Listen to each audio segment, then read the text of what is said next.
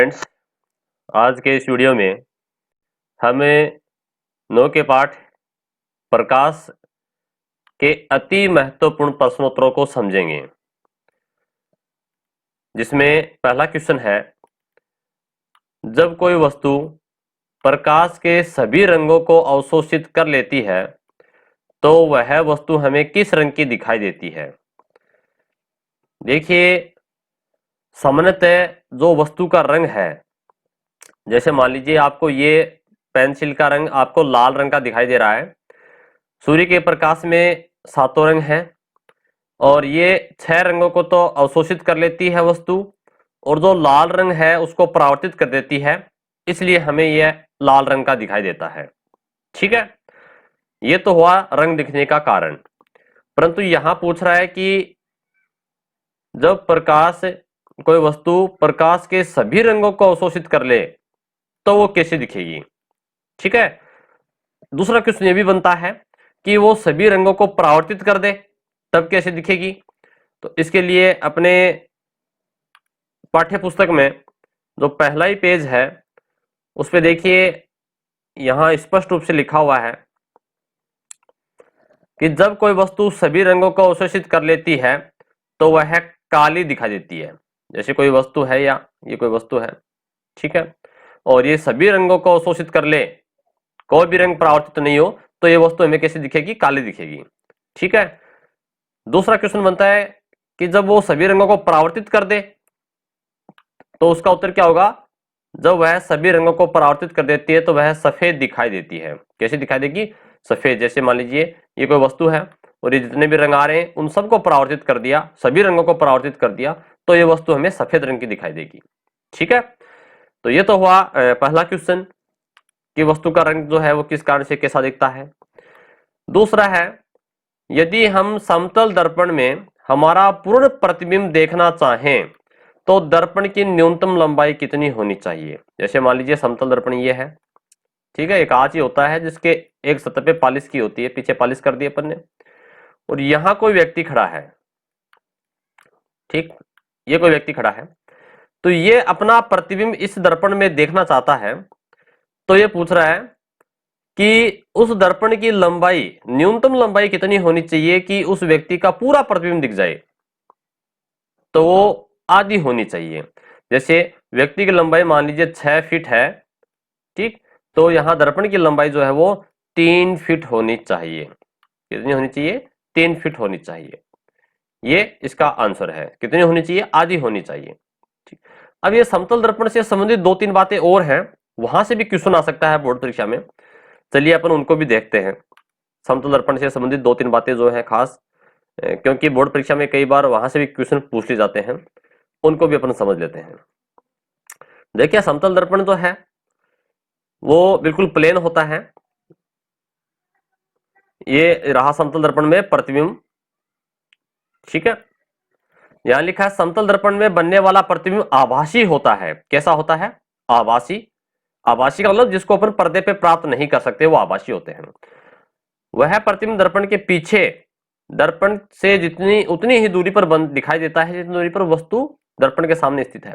जैसे मान लीजिए दर्पण है और ये कोई यहाँ पर वस्तु रखी हुई है, तो इस वस्तु की जो दूरी है दर्पण से, जैसे मान लीजिए 2 मीटर है, तो यहाँ इस दर्पण में इसके अंदर पीछे की तरफ ये 2 मीटर की दूरी पर ही हमें दिखाई देगा। तो कुल दूरी कितनी हो जाएगी, प्रतिबिंब की दूरी कितनी हो जाएगी, 4 मीटर। ठीक है, तो यहाँ पर उतनी दूरी पर दिखता है। दर्पण के सामने खड़ा होकर जब हम अपने प्रतिबिंब को देखते हैं तो हम पाते हैं कि हमारा दायां भाग प्रतिबिंब का बायां भाग बन जाता है। यानी कि जैसे मान लीजिए P है तो P हमें ऐसा दिखाई देगा।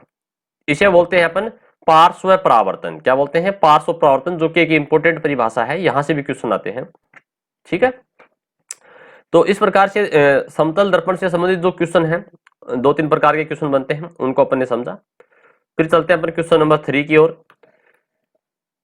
एक समतल दर्पण पर प्रकाश की किरण 30 डिग्री कोण पर आपतित हो रही है, तो परावर्तित किरण व आपतित किरण के मध्य कितना कोण बनेगा। देखिए, ये क्वेश्चन बहुत ही इंपॉर्टेंट क्वेश्चन है। ऐसे क्वेश्चन, कोण वाले क्वेश्चन कई बार एग्जाम्स में पूछे गए हैं। अपन इसमें 2-3 प्रकार के क्वेश्चन बनते हैं, उन सभी को समझ लेंगे एक साथ। ठीक है, देखिए अपन देखते हैं यहाँ पर आपकी किताब में ये जो डायग्राम है ना, आपको इसको समझना है। ये समतल दर्पण है और ये इसके पीछे पालिश की हुई है, ठीक है, ये दर्पण बन गया। ये आने वाली प्रकाश की किरण आपतित किरण कहलाती है और ये टकरा करके जाएगी, इससे परावर्तित होकर के जाएगी, इसे कहेंगे परावर्तित किरण। और यहाँ पर अपने बीचों बीच एक लाइन खींच दी, इसे कहते हैं अभिलंब। अभिलंब यानी कि ये 90 डिग्री का कोण होता है, इधर से भी 90 डिग्री का और इधर से भी 90 डिग्री का, ठीक है। अब देखिए यहाँ पर ये जो अभिलंब है और ये आपतित किरण है, इसके बीच में जो कोण बनता है उसे कहते हैं आपतन कोण आई। और इसी प्रकार से अभिलंब और परावर्तित किरण के बीच जो कोण बनता है इसे कहते हैं परावर्तन कोण आर। इनका मान हमेशा बराबर होता है समतल दर्पण के लिए। आपतन कोण आई और परावर्तन कोण आर का मान बराबर होगा। जैसे मान लीजिए 30 डिग्री का कोण है तो ये भी 30 डिग्री का ही कोण होगा, ठीक है। अब देखिए अपन क्वेश्चन क्या था अपना, क्वेश्चन पे चलते हैं अपन।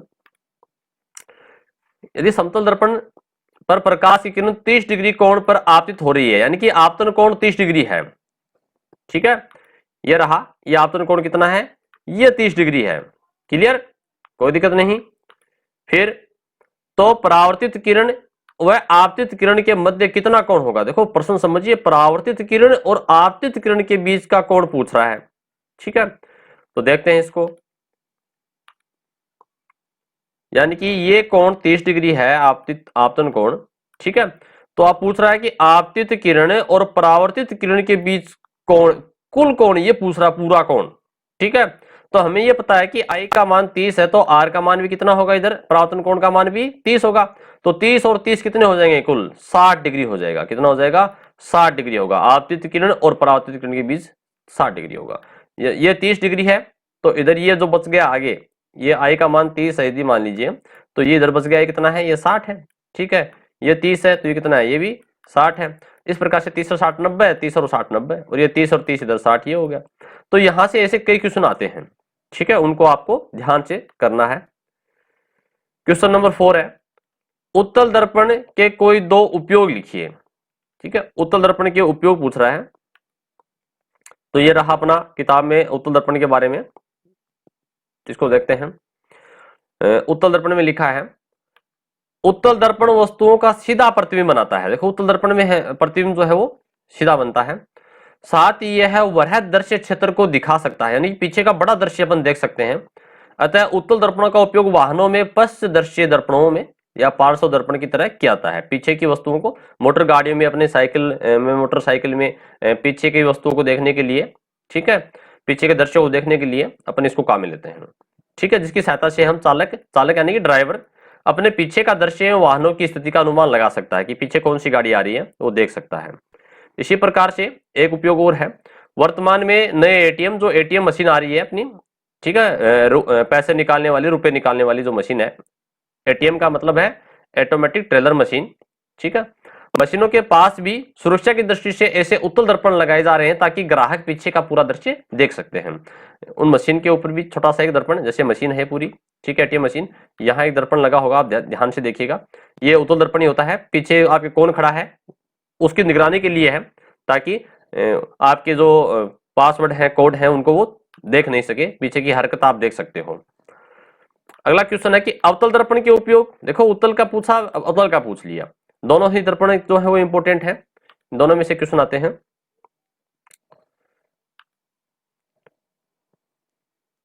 चलिए अपन देखते हैं अवतल दर्पण का।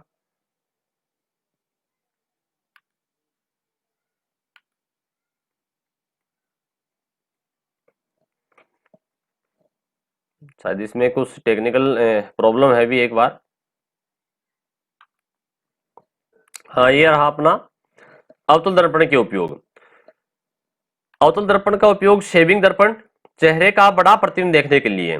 शेविंग दर्पण जो अपने बार्बर की जो दुकान होती है, नाई की दुकान, जहां अपन सैलून में जाते हैं बाल कटवाने के लिए, शेविंग करने के लिए, ठीक है, शेविंग यानी कि दाढ़ी करना, दाढ़ी बनाने के लिए। तो वहां जो दर्पण होता है वो अवतल दर्पण होता है, चेहरे का बड़ा प्रतिबिंब दिखाने के लिए होता है। और मोटर गाड़ी में जो हेडलाइट है आगे, जो जैसे ये अपनी गाड़ी है, ठीक है, रफली बना रहा हूं मैं, ठीक है, पहिया बना दिया इसे। यहाँ जो लाइट लगी होती है नहीं, ये लाइट जो हेडलाइट इसको कहते हैं, ये लाइट, इसके अंदर भी अवतल दर्पण का उपयोग होता है, जिससे शक्तिशाली बल्ब को अवतल दर्पण नुमा परावर्तन के फोकस पर रखा जाता है। यानी कि आपने देखा होगा लाइट ऐसी होती है ये, और इसमें बल्ब ऐसा लगा होता है, ये बल्ब लगा हुआ है, ठीक है ना। इसी प्रकार से अपने टॉर्च होती है ना घरों में, टॉर्च, ठीक है, आगे इस प्रकार से एक छोटा सा एक कांच लगा होता है, और ये टॉर्च अपने घरों में जो टॉर्च अपने काम में लेते हैं ये। तो यहाँ ये इसकी बात कर रहा है, ये अवतल दर्पण है, ठीक है। तो मोटर गाड़ियों के अंदर भी जो लाइट हेडलाइट उसमें इस प्रकार से घुमा होता है, अवतल दर्पण होता है। जब ये प्रकाश का बल्ब जलता है तो ये प्रकाश की किरणें इधर टकराती हैं और फिर टकरा करके आगे जाती हैं इसे, ठीक है। पहले इस दर्पण से टकराएंगी, उसके बाद में आगे दूर तक फैलती हैं ये। तो शक्तिशाली बल्ब को अवतल दर्पणनुमा परावर्तक के फोकस पर रखा जाता है। यहाँ दर्पण बल्ब को कहा रखा है, फोकस बिंदु पर रखा है इसके। इस बल्ब की रोशनी परावर्तन के पश्चात, यानी कि इस दर्पण से टकराने के पश्चात एक समांतर किरण पुंज के रूप में प्राप्त होती है। और इसके अलावा एक उपयोग और है, दो दंत चिकित्सक हैं, दांतों के डॉक्टर हैं, ठीक है, अवतल दर्पण का उपयोग करके ही वो क्या करते हैं, अपने दांतों का आकार जो है बढ़ा करके देखते हैं, ठीक है। तो ये सारे अवतल दर्पण के उपयोग हो गए। चलिए फिर चलते हैं अपने अगले क्वेश्चन की ओर। अगला क्वेश्चन है क्वेश्चन नंबर 6। दर्पण का सूत्र लिखिए। देखिए लेंस का सूत्र और दर्पण का सूत्र दोनों के अलग अलग सूत्र हैं। तो अपन यहाँ क्वेश्चन पूछ रहा है दर्पण के सूत्र। तो यहाँ बात कर रहा है अपने ये अवतल उत्तल जो गोली दर्पण है उनकी बात कर रहा है। तो ये रहा दर्पण सूत्र, ठीक है, ये दर्पण सूत्र है। चलिए समझते हैं इसको। इसको आप ऐसे लिख सकते हो कि 1/f बराबर 1/v प्लस 1/u, ठीक है, ये इतना है। चाहे ऐसे लिख सकते हो 1/v प्लस 1/u बराबर 1/f। तो आपको दर्पण के सूत्र तो ये लिखना ही है, उसके साथ में आपको ये लिखना है कि यहाँ पर v क्या है, u क्या है और f क्या है। f क्या है फोकस दूरी, u क्या है वस्तु से दर्पण की दूरी, और v क्या है वस्तु प्रतिबिंब की दर्पण से दूरी, ठीक है। ये u वस्तु बोल दीजिए या बिंब बोल दीजिए, v क्या है प्रतिबिंब, f फोकस बिंदु फोकस दूरी है। तो ये अपन को सूत्र लिखना है और इसके बारे में u v f क्या है उनके बारे में भी लिखना है। फिर अगला क्वेश्चन है क्वेश्चन नंबर 7। गोले दर्पण के लिए वक्रता त्रिज्या, देखो वक्रता त्रिज्या यानी कि r, ठीक है, और फोकस दूरी यानी कि स्मॉल f के बीच में क्या संबंध है। तो इसका जो संबंध है वो देखते हैं अपन। त्रिज्या r और जो फोकस दूरी f है स्मॉल f, उनके बीच में एक रिलेशनशिप है। अब देखो पहले समझते हैं। जैसे मान लीजिए ये अवतल दर्पण है, इसी से आप समझ लीजिए एक बार। ये फोकस बिंदु है और ये दूरी यहाँ इसकी ये फोकस दूरी कहलाती है स्मॉल f। ये वक्रता केंद्र है इसका c, और वक्रता केंद्र से दर्पण की दूरी यहाँ तक की दूरी, ये दूरी, ठीक है ना, यहाँ से यहाँ तक की दूरी ये होती है इसकी त्रिज्या, वक्रता त्रिज्या r, ठीक है ना। ये दूरी यहाँ वाली दूरी यहाँ से माप लीजिए चाहे यहाँ से माप लीजिए, ये तो बराबर मिलेगी आपको r, ठीक है।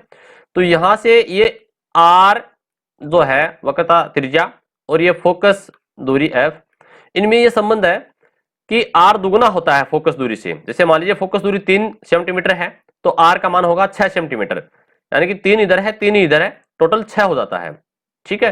चाहे ऐसे बोल दीजिए r का मान 6 सेंटीमीटर तो फोकस दूरी उसकी आधी होती है यानी कि 3 होती है।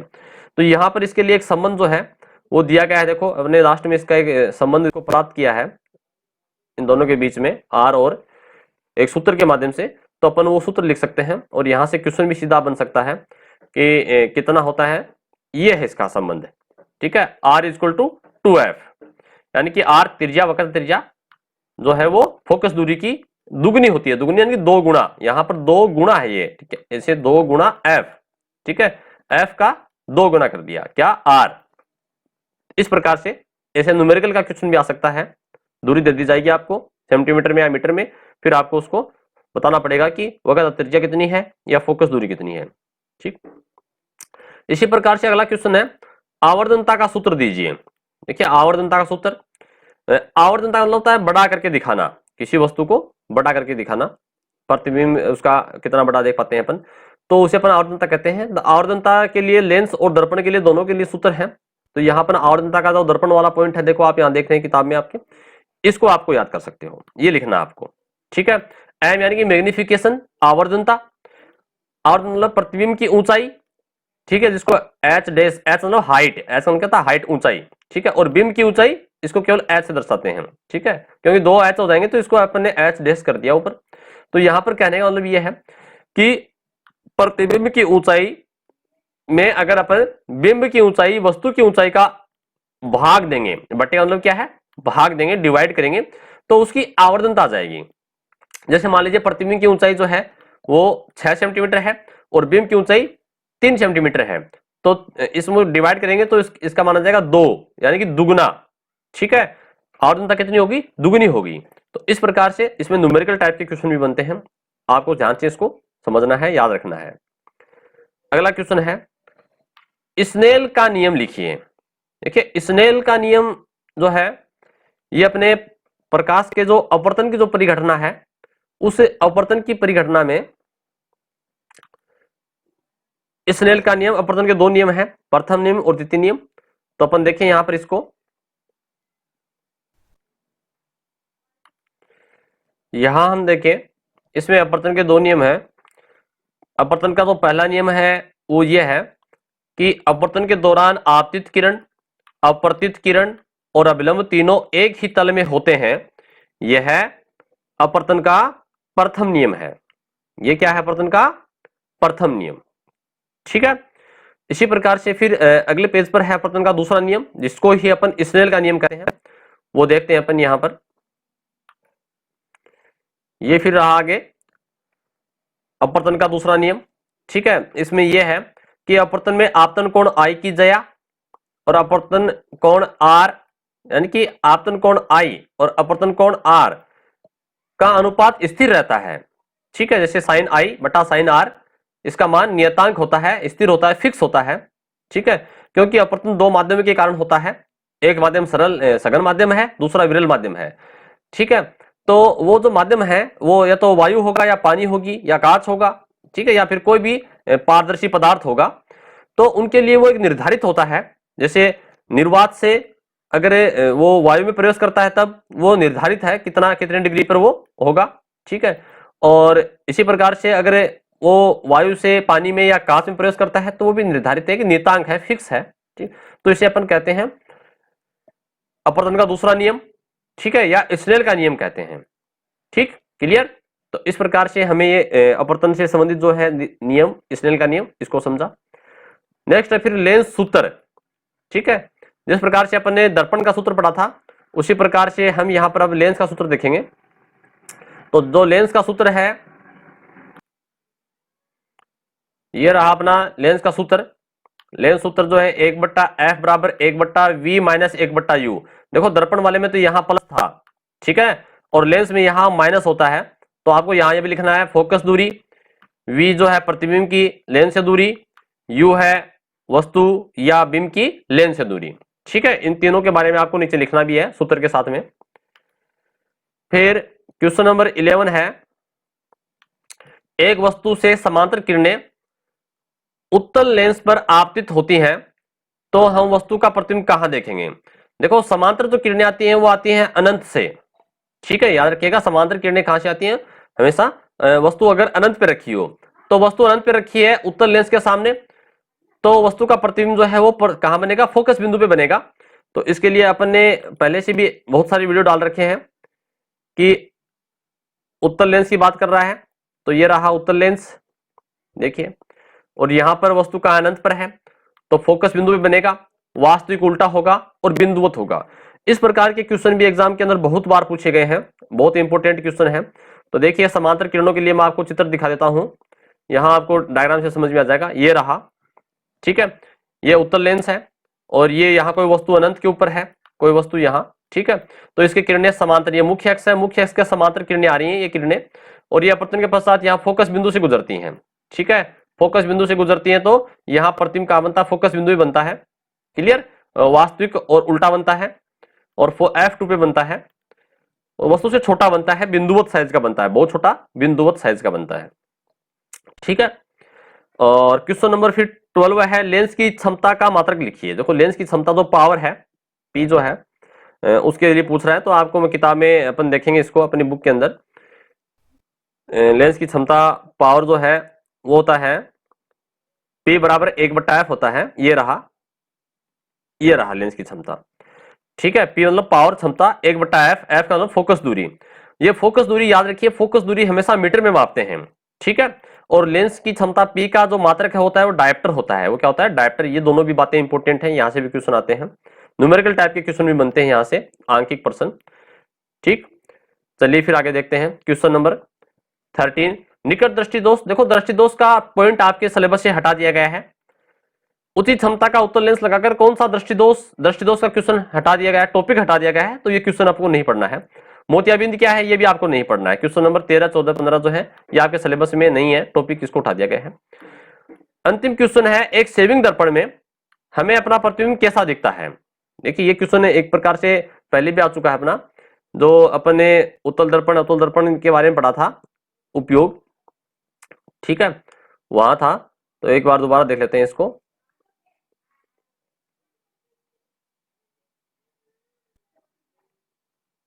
सेविंग दर्पण की बात कर रहा है तो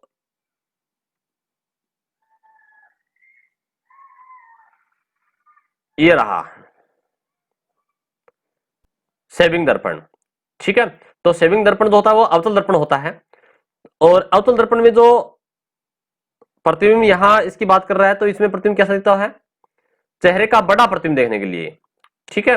कैसा देखते हैं अपन, बड़ा प्रतिबिंब देखने के लिए इसका प्रयोग करते हैं। तो ये क्या पूछ रहा है कि इसमें जो बड़ा प्रतिबिंब बनेगा, देखिए क्वेश्चन देखिए अपना, क्वेश्चन क्या था कि सेविंग दर्पण में हमने अपना प्रतिबिंब कैसा दिखता है, तो हमें वो बड़ा दिखता है, ठीक। और जो देखिए अपन इसको यहां भी देखते हैं, इसका जो डायग्राम है उसको भी देखते हैं अवतल दर्पण में।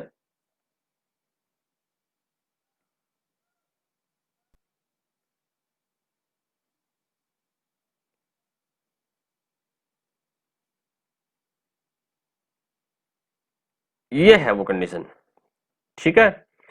यानी कि जो व्यक्ति है वो कहां होता है, वो एफ और इसके ध्रुव के बीच में यहां होता है, ठीक है। यानी कि वो अवतल दर्पण के नजदीक होता है, एफ और दर्पण के बीच होता है। तो उस समय उसको उसका प्रतिबिंब कैसा दिखेगा, बड़ा दिखेगा। और ये प्रतिबिंब कैसा होता है, आभासी होता है और सीधा होता है, ठीक है। यानी कि वो सेविंग कर रहा है तो उसको सीधा देखना पड़ेगा प्रतिबिंब, अगर उल्टा दिखेगा तो उसको सेविंग कैसे करेगा फिर वो। इसलिए यहां पर ये जो अंतिम जो बिंदु है इसका, ठीक है, ये वाली बात कर रहा है। और इसको टेबल में देखो लिखा हुआ है, ये रहा, ये रहा। इसमें फोकस और कहां है, ध्रुव के बीच में, ठीक है। दर्पण के पीछे बनेगा, आभासी सीधा बनेगा और प्रतिबिंब बड़ा बनेगा। तो ये कंडीशन थी अपनी इसकी। तो इस प्रकार से हमने आज के इस वीडियो में जो इस पाठ के अति महत्वपूर्ण जो क्वेश्चन है, महत्वपूर्ण जो क्वेश्चन थे इसमें कौन से, अति लघुत्तरात्मक, जिनका आंसर आपको एक या दो पंक्ति में देना होता है, उनके बारे में समझा। धन्यवाद।